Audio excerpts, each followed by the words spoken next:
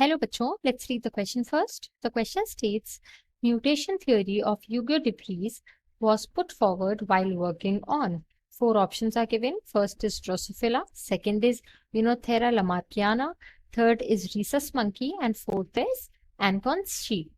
Question में कह रहे हैं कि म्यूटेशन थ्योरी जो ह्यूगो de Vries ने दी थी वो किस पर काम करते वक्त सामने आई थी और कुछ ऑर्गेनिजम्स के नाम दिए हुए हैं।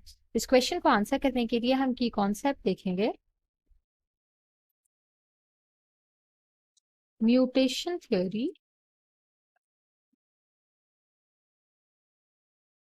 बाय ह्यूगो de Vries, और ह्यूगो de Vries ने ही टर्म कॉइन किया था म्यूटेशन और उसके बाद फिर he started developing the mutation theory. And what does the mutation theory says? It says that the mutations are heritable and they persist or retain in successive generations.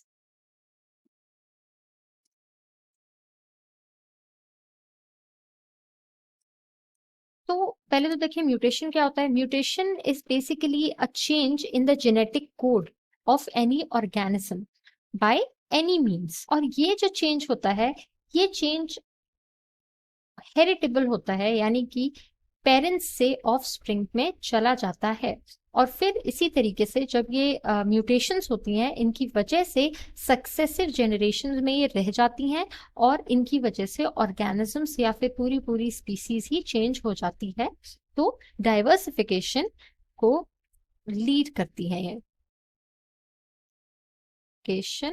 Of organisms.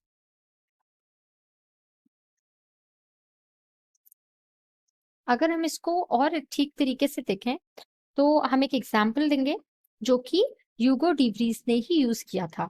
उन्होंने use किया था normal evening primrose को। तो evening primrose जो उन्होंने use किया था ये प्लांट की उन्होंने 50,000 स्पेसिमेंस यूज किए। इनके जो सीड्स हुए उनकी सीड्स ने दो टाइप के प्लांट्स जो थे वो बनाए। मेजॉरिटी बने नॉर्मल प्लांट्स,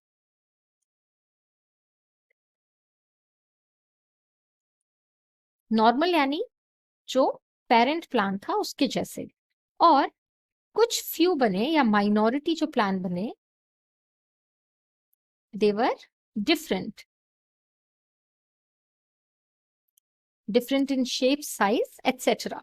तो यहाँ पर म्यूटेशन आया क्योंकि ये जो थे ये सब सेल्फ पॉलिनेटेड प्लांट्स थे जो हमारे पास स्टार्टिंग में सैंपल्स थे। अब जो ये माइनॉरिटी वाले प्लांट्स थे इनका आगे रिप्रोडक्शन हुआ तो इनमें क्या हुआ कि मेजॉरिटी बनी, वो बनी पेरेंट प्लांट्स जैसी, यानी कि जिनको हम डिफरेंट प्लांट्स कह रहे हैं जो कि हमारे पहले सैंपल से बहुत डिफरेंट थे। और जो माइनॉरिटी बनी वो बनी मोर डिफरेंट प्लांट्स की, यानी कि ये और भी डिफरेंट हो गए और इनको कहा गया म्यूटेंट प्लांट्स, क्योंकि